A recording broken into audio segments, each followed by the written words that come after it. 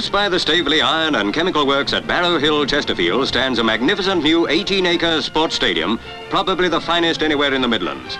The Mayor and Mayoress of Chesterfield, Alderman and Mrs. Frank Hadfield, were among the distinguished guests who mingled with a crowd of more than 60,000 for the opening ceremony. The Staveley Company's band, famous throughout the whole of the Midlands for its brilliant performances, gave the big day a tuneful send-off. Mr. S.W. Martin, the popular managing director of the Staveley Company, spoke during the ceremony and was followed by Mr. T.A. McKenna, the company's chairman. 5 years ago, Mr. McKenna revealed that the board were planning the sports stadium, and it was fitting that he should introduce Lord Burleigh to declare it open.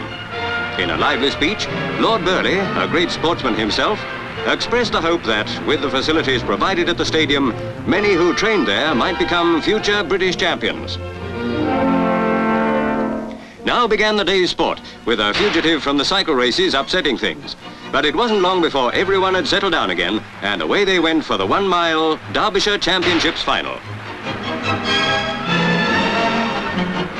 Keeping an eye on everything was the organizer, Mr. R.J. Hawley, who'd put in a heap of work to make things run smoothly. But here's W. Hewlett of Alfreton storming in to win the mile in a good time of 4 minutes, 27.2 seconds.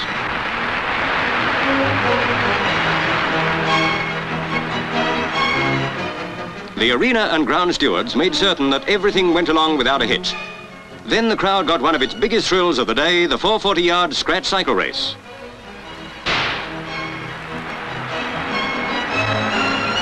Timekeeper Mr. Crooks had to watch closely as R.B. Oliver beat R. Holmes by little more than a width of a tyre. Then, a few minutes later, it was time for the ladies to get the wheels turning.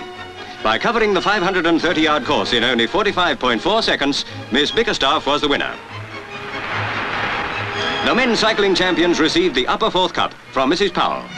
An exciting event was the 880. A. Webster managed to hold his lead from E. Gallagher and come home the winner.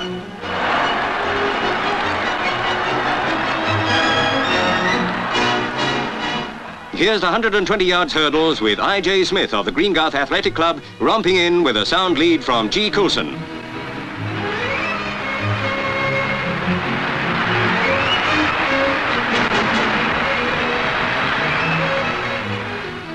During the afternoon, Lady Burleigh, watched by her husband and Staveley officials, planted a tree to commemorate the opening of the new stadium.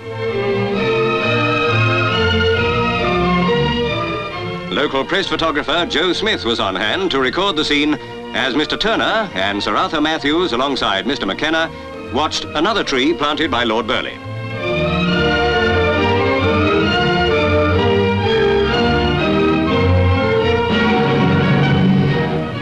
Back on the track, the grueling 6-mile race gave the crowd plenty of thrills. Here they come towards the finish.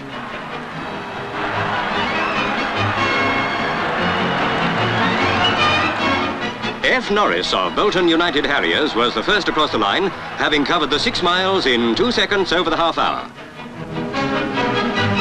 The women's 4 by 110 relay race gave victory to a fine team of sprinters, the Liverpool Harriers and Athletic Club.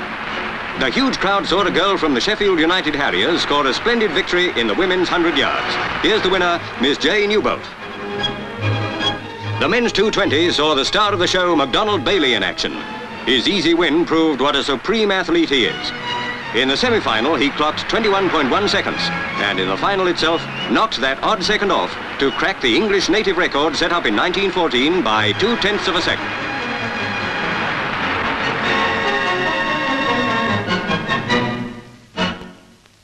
In the evening, the arena became a mighty stage for the famous Don Cossack riders, who gave a faultless display of trick and acrobatic riding.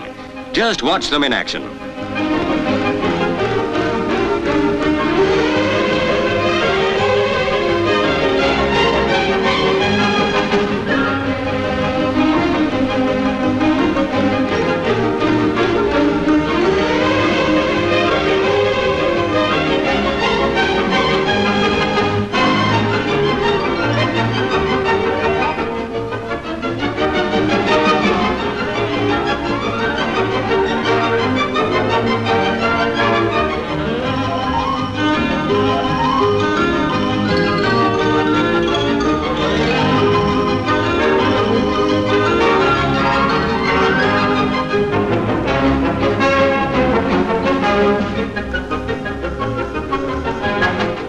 The celebrations went over until long after nightfall, and a grand firework display set the seal to Chesterfield's great day.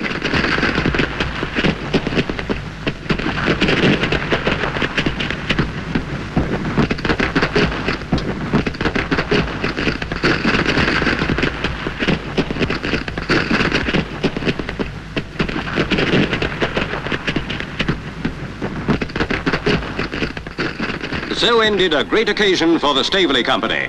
As Lord Burleigh commented, the superb new sports stadium began as a dream, became an adventure, and now it's reality.